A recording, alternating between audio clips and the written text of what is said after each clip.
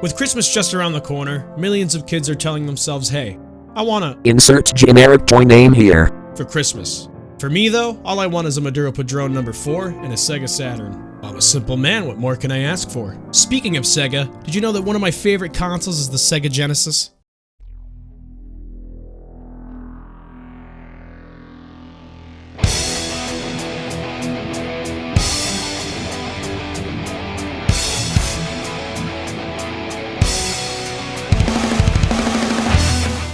The Sega Genesis was my favorite console during my childhood. It rivaled my PS1 and my Super Nintendo. With its wide library of games, add-ons, and many other things, the Sega Genesis put Sega at the top of the scoreboard and rivaled Nintendo throughout the 90s. My dad bought me one when I was 5 back in 2006, way after the console's initial release in 1989 and its death in 1999. By that time, most of my friends from elementary school already had the PS2, GameCube, or Xbox at their house. I was far behind on the console race because my dad didn't get a lot of money where he worked. But that little Genesis was way more epic in my mind than some measly 3D graphic console. Whether I had my friends over and we were playing Mortal Kombat, or I was alone in my room playing Sonic the Hedgehog 2, it was the perfect console and the only console I needed. And then I sold it for 50 bucks on eBay in 2010, but luckily I saw a new one with a Sega CD at my local gaming store for 110 bucks and asked my friends to buy it for me because I'm broke. I'm sorry, Dylan, I'll pay you back as soon as I can. But we're not here to talk about the greatest thing ever made. We're here to talk about the greatest thing's deformed abortion child mounted on the side of it. Fucking this thing. Hey! You still don't have a Sega CD? What are you waiting for, Nintendo to make one? You have seen the games, right? Wrong answer, man. Show 'em!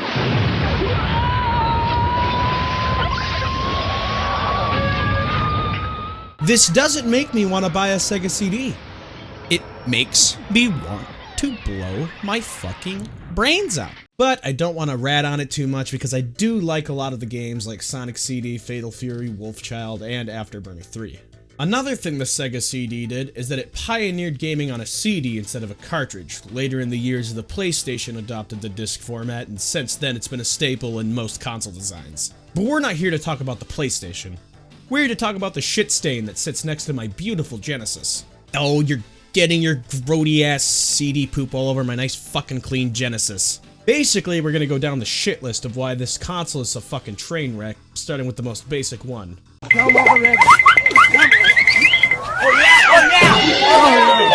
This was an add-on that retailed for $299.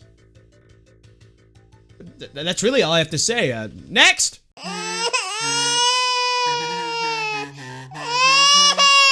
The design idea was great on paper, but when it's implemented, it just looks like fucking dog shit. Not only does it just stick to the side of the Genesis like a goddamn tumor, but the fucking thing also takes its own AC adapter. My surge protector looks like it wants to kill itself. Next!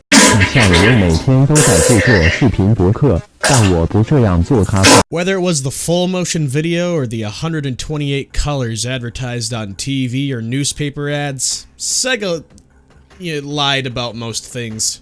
Most of the 2D platformers on the CD could display 60 FPS and 64 colors, but I'm talking about the full motion video. The video quality was once 30 frames per second, full color, and full motion, but because of the hardware limitations on the CD and the size limitations of the actual disc itself, full motion video had to be compressed, which caused it to run at 15 frames per second and only display 32 colors from a 512 color palette, even though most Genesis games could display 61 colors on screen from a 512 color palette. Although the CD could display 64 colors at a 512 color palette, most games on it, even the games that had full motion video, only displayed 32 colors on screen, which gave it that grainy look.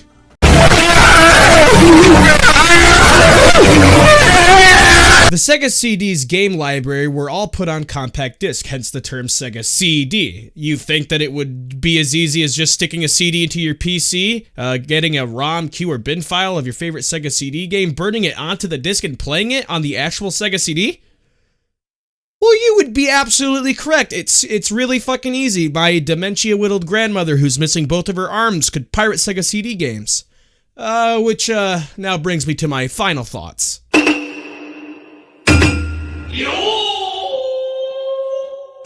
The Sega CD was a deceptive but decent game console with a limited amount of good games and a huge amount of garbage. It's sad to see it fail because about a year later Sega decided to chop off its own dick and release its own 32-bit add-on, the 32X, which was even worse than the CD due to the fact that Sega would launch their first 32-bit console, the Sega Saturn, a year later.